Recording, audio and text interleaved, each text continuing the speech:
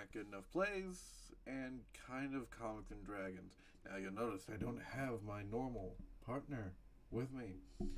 He had other plans. So, today we're just going to be playing some Dragon Age, and just shooting the shit about Dungeons and Dragons comics. Starting off with Jim Zub's Legends of Baldur's Gate, in which I'm just gonna play video games while I talk about this incredibly beautiful comic.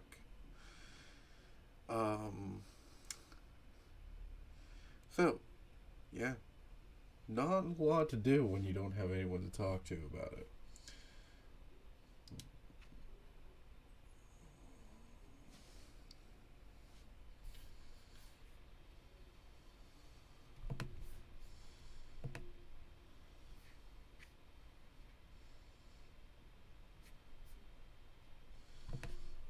So, we're gonna start off with some art talk, for this comic, it's Max Dunbar doing the art. I think Jim Zub just likes Max Dunbar doing his D&D art because it looks very pretty. And I love this D&D comic just because it gets all the mechanics right for the classes mostly. We do have a wild magic sorcerer, a rogue, a ranger, and obviously a barbarian who just wrecks shit up. So, I'm just gonna start playing while I talk about Dungeons and Dragons. This is actually kind of Dungeons and Dragons-y, in which you can play in a tactical now, which I love to do. I'm not a big fan of it, but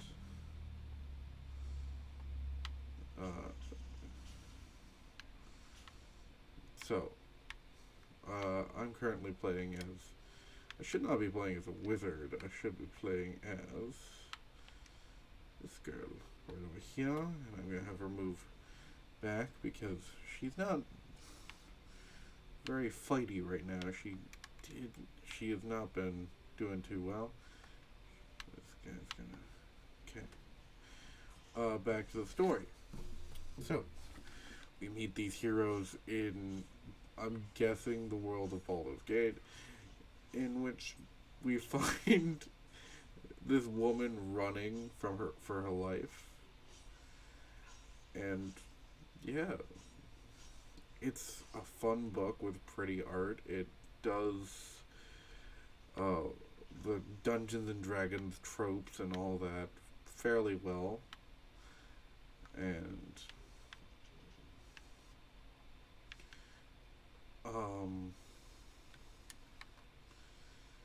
it makes you like the characters a lot because it does a good job with the characters, as Jim Zub does normally. He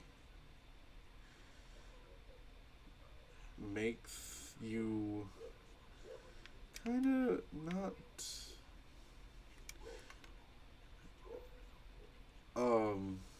hate the characters, but become invested in the characters and be interested in the characters. Watch me fucking die, because this is my first time playing Dragon's Age, because I wasn't a big Dungeons and Dragons fan when Dragon Age came out, and I wasn't really into high fantasy. But since then, I've started playing Dungeons and Dragons and getting more and more interested. Should this be streamed? Probably, but it's not. So, we're just going to watch the pretty colors, which, since I'm recording this on my computer using like the Xbox Cloud thing, It's not doing too bad, actually. It's not taking anything too hard.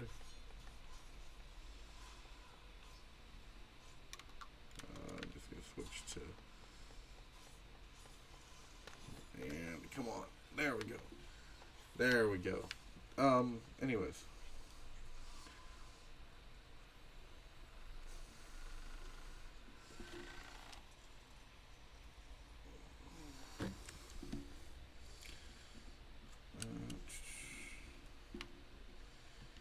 It keeps...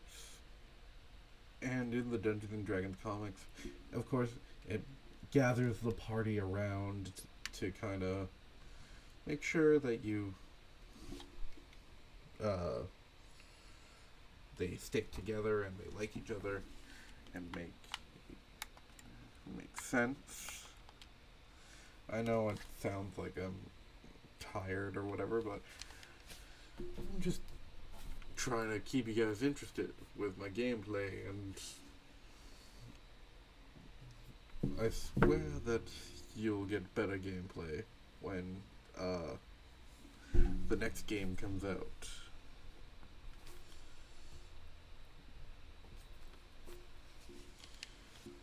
So, as I was saying before how's this doing? I just noticed that I might need to go a little louder. It's been 6 minutes. Alright, so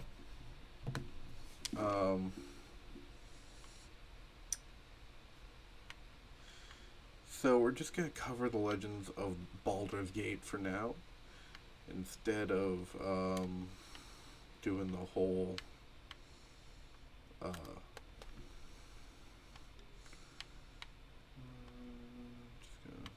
gonna that ability.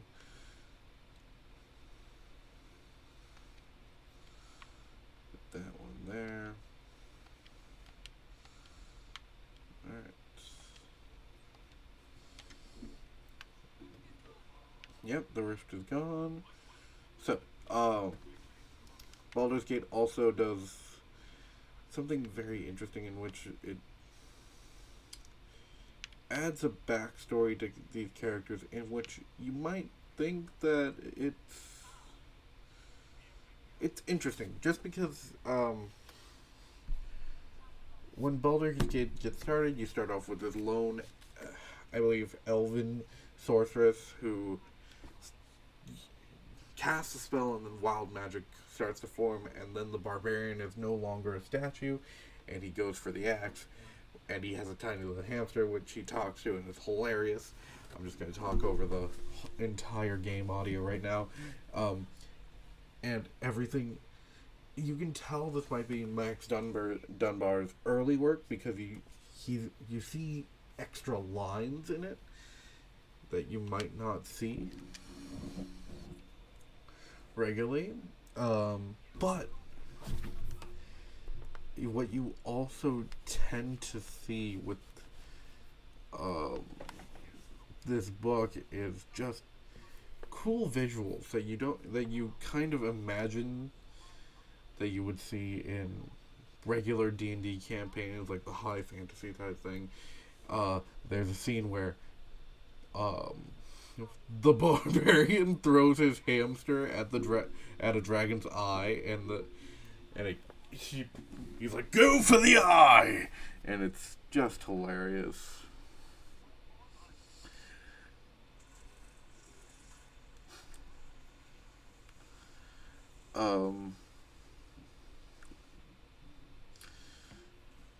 Interestingly enough,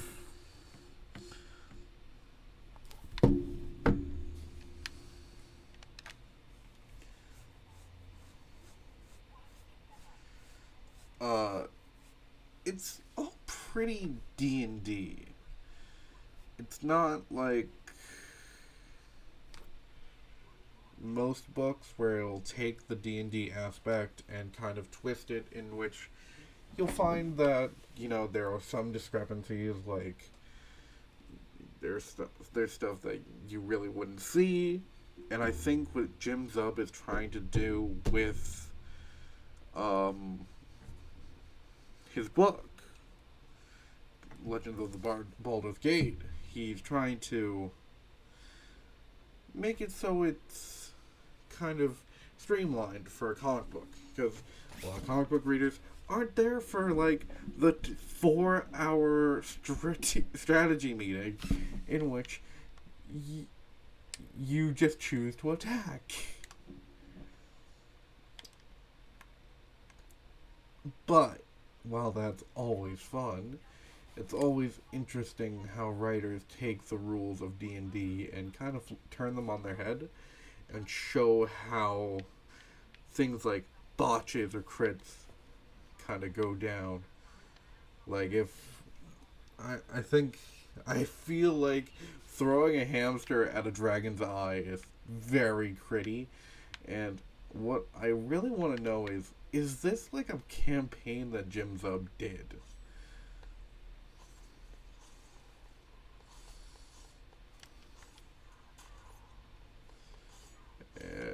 Just let me kill this guy.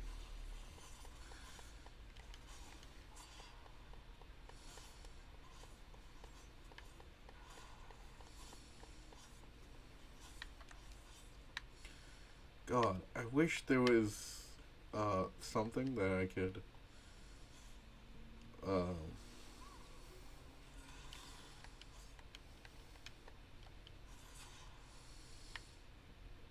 do to make a map that like this, because it would be so useful.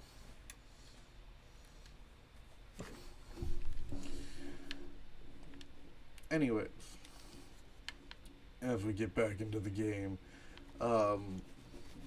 yeah, Max Dunbar's art is really well done, and it's really fun to see how Jim Zub is kind of twisting the way Dungeons and Dragons works to kind of suit a comic book, just because this is the official Dungeons and Dragons comic book for,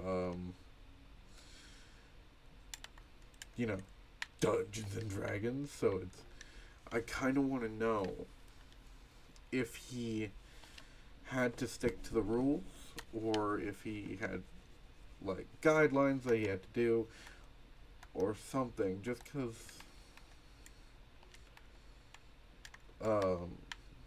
I just feel like it would be interesting.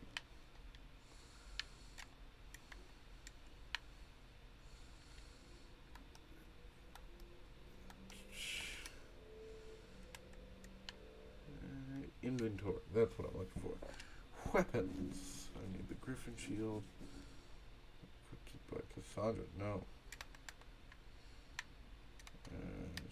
First.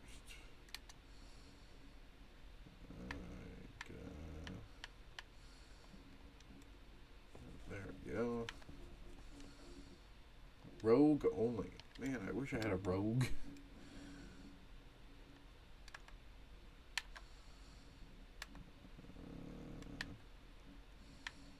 Oh, this guy has a rope. This guy has...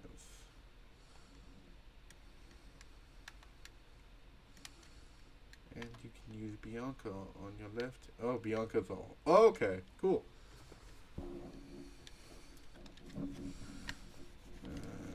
Get out of that. And for some reason I'm Cassandra. But yeah, it's an interesting book. It's a fairly short read, the first volume is. But the entire omnibus, which I love that there's an omnibus of Dungeons and Dragons books by Jim Zub. It's fairly weird and interesting, and it's exciting. It's exciting that people are thinking of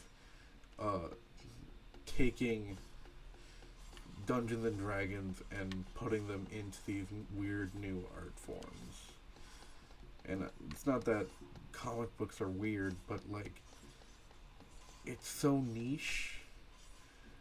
And with the pandemic going around, it's always good to get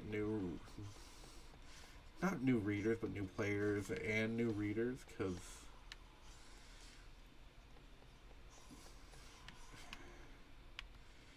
in the end, it'll probably, it won't do anything like massive to the D&D community, but getting it out there is just really good. I did not mean to do that. I'm just trying to remember how to dash. I don't think I can dash. Anyways, I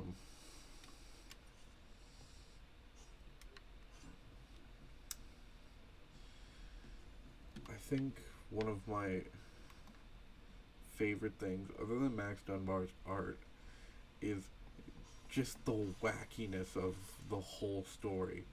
It's a good story, but it's like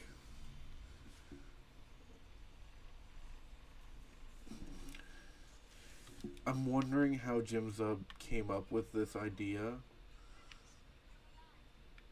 of a book like this, because it's just so talented. The writing is so well done. It's an interesting story, and it's interesting that it. I'm interested in the fact that maybe this was like a Dungeons and Dragons campaign, and if it was, did this all happen? Like, did one of the players throw a hamster at a dragon, at a guy who turned into a dragon?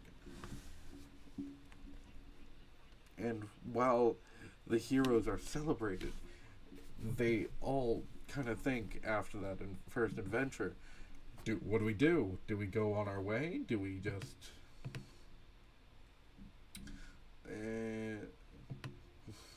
just let this happen? Like, what do we do? And I think that's what happens with at least most D&D campaigns. Like, you start off with the first initial adventure, and then you kind of go through, and you start to see, like, the conspiracies that your DM is coming up with. And I'm gonna keep reading this. I'm interested in where this whole story goes. It's a book that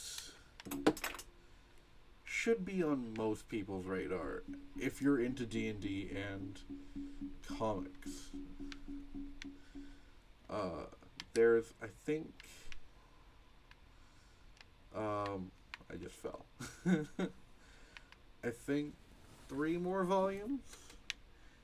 At least in that omnibus, there are 3 more volumes, all written by Jim Zub and art by Max Dunbar, who just knock it out of the park. I haven't read the other 2 volumes or the other 3 volumes that are in that omnibus, but I'm interested. I kind of want to start reading it.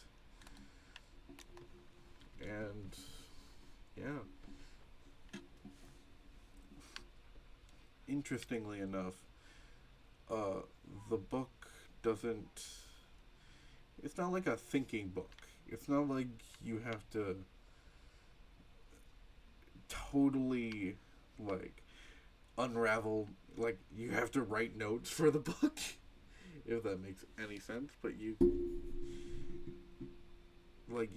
do get the tiniest bits of information that Jim Zub is trying to get through to his readers,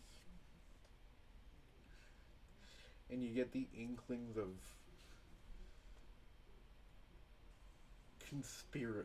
not conspiracies, but the storyline in throughout the book.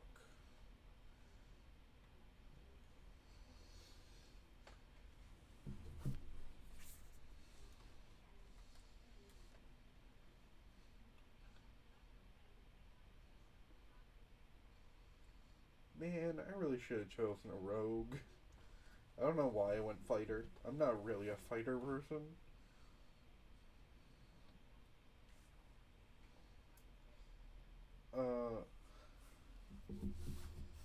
I don't know if I'm gonna put up the pictures. I will try. It's got some beautiful imagery. Just like conversations between characters, or magic, how magic is done in this comic. It's interesting. And just how they deal with dodging or sneak attack or like the barbarian just comes smashing in, and I love that there's blood magic. And the monsters are very interesting in the sense that they don't look like how you'd expect them to look. Like, you'd expect a hobgoblin. I expect a hobgoblin not to be like a person, if that makes any sense. Like not like 6'2".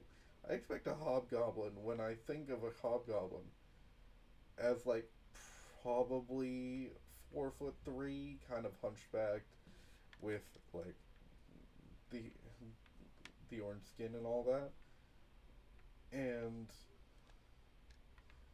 that's what and instead Max Dunbar did a hobgoblin in the sense that it's 6'2",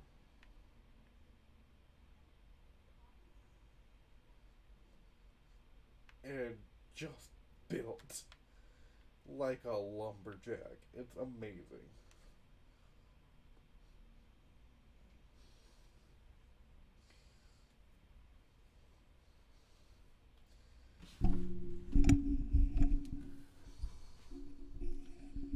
But yeah, the book's really well done.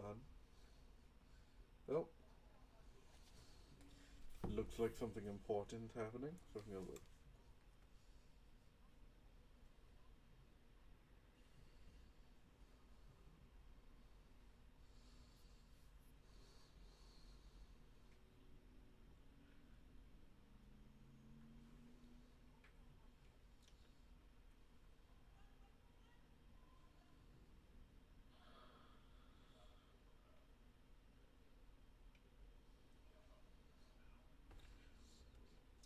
Wow, that wasn't the voice I was expecting for that character. Interesting.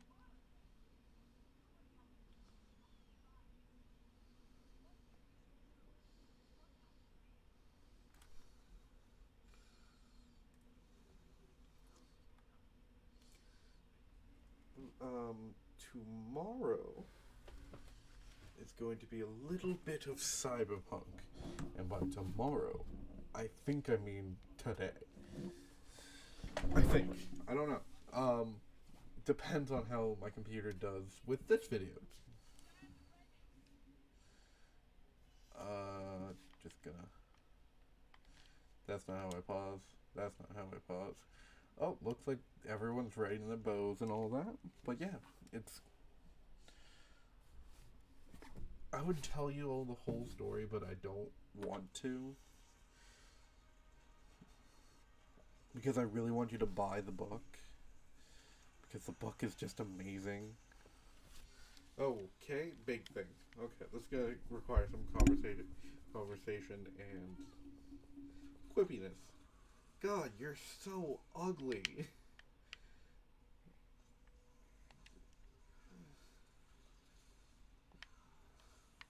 All right. Uh,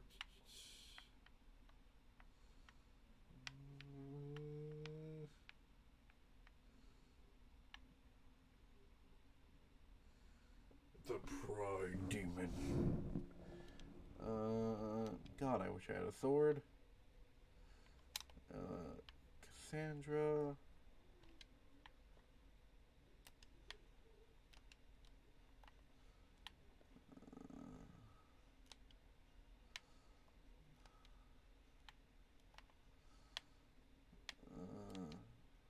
All right, let's go.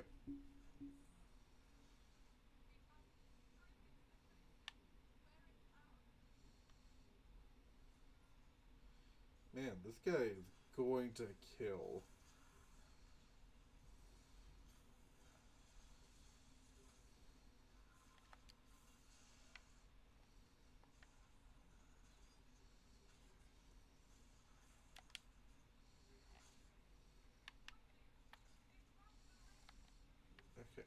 So, they want me to do this.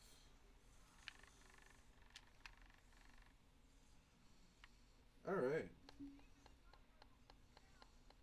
This is only doing 10 damage. That's kind of angering.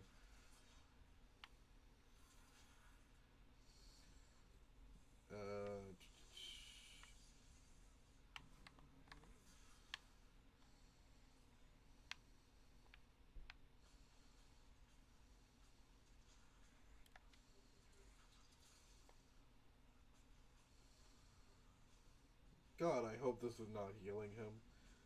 That would suck.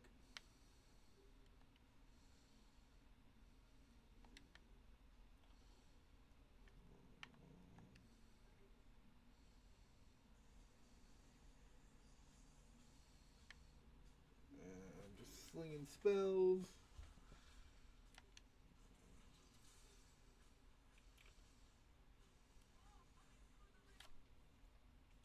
What more could be coming through the rift?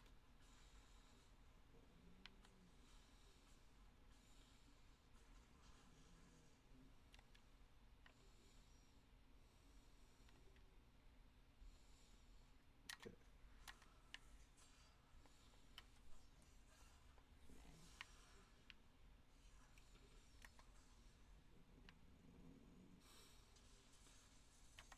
Where is he?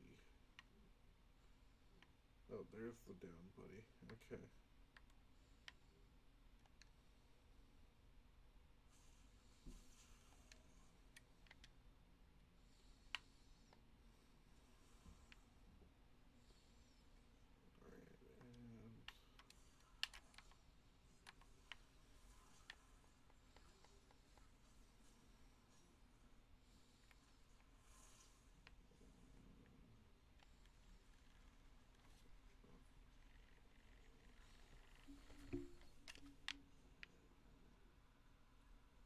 And just do whatever you can. Just take him down.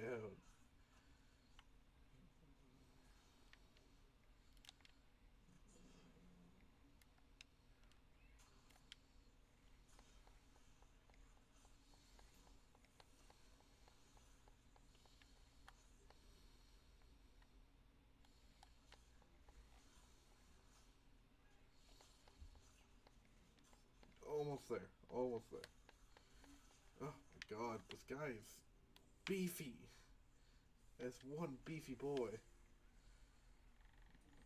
And come on, disrupt, disrupt. There we go.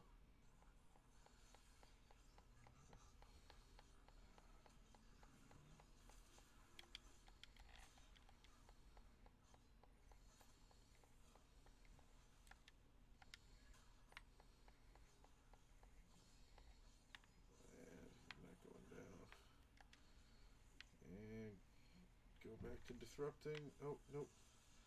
Hey, could you?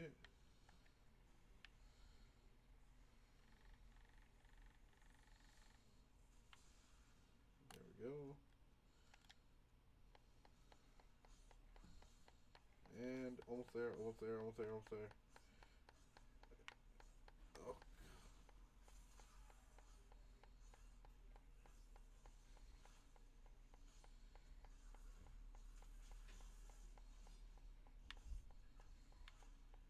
Alright. There we go. And seal the rift. So, back to what I was talking about. As I was so rudely disrupted by this pride demon. It's a really well done book in the sense that it's well written. Some areas kind of fall. Obviously, it's a 10 out of 10 on the is it Dungeons and Dragons scale, just because it's Dungeons and Dragons. It very much is all Dungeons and Dragons all the time. And Jim Zub kind of perfectly sets up his characters, sets up how the story's gonna go, makes the monsters look cool, and has the people do the things correctly. The only thing I want to ask him is, did he use a D20? Like, did he roll a d20 for every choice these characters made? If so, probably a lot. Or was this a campaign that he had made and that players played? God, that was one derpy mouth. And then he... Oh. And then he had his friend play it, and then he was like, "Can I use your characters?" And they said yes. It I always find it interesting on how people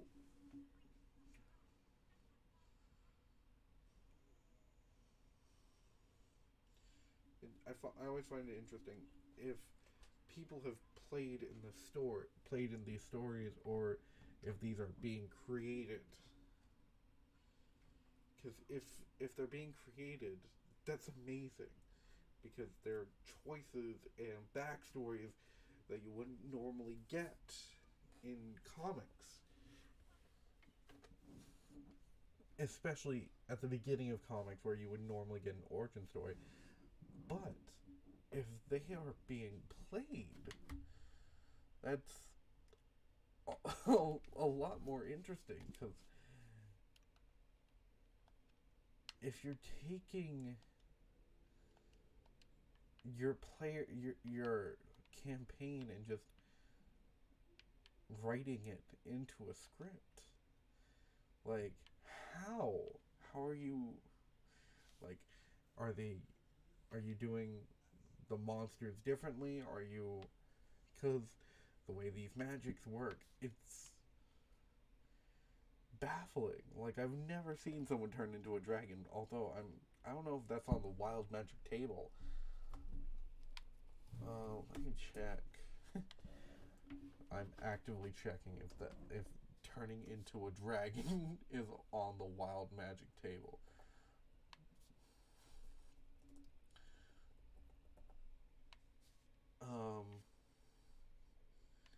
Because if so,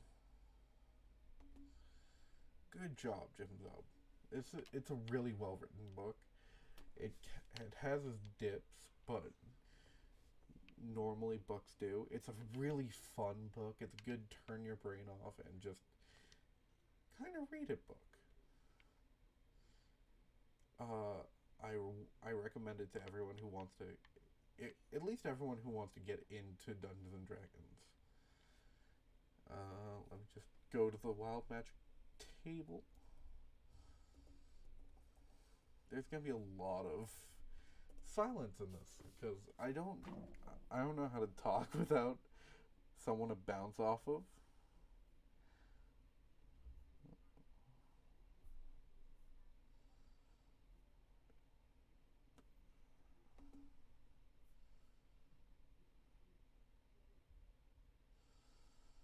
But yeah, it's a really good book, and I think more and more people should read it. I am not seeing anything about dragons. Give me a sec.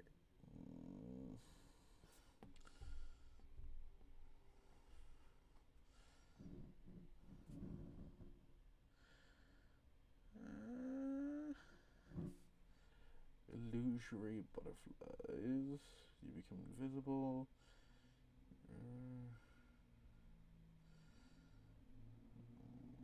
Yeah, not seeing any dragons in at least the 5e Magic Surge. But I I've always loved Wild Magic Surge just because it's chaotic.